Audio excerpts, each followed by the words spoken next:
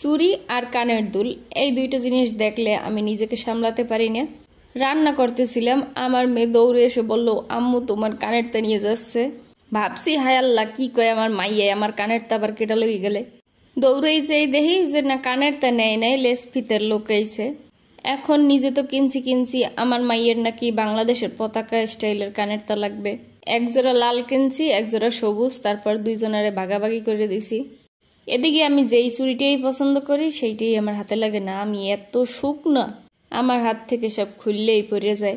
অনেক কষ্ট মষ্ট করিয়া কোনো রকমের এক মুঠ পছন্দ করছি, মানে কেনা লাগবে, আর কিছু করার নাই।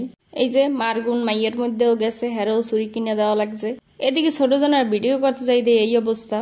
ভাবছি চৌকে কিছু ঢুকছে, পরে বলে না রোদ্দুর লাগছে চৌকে।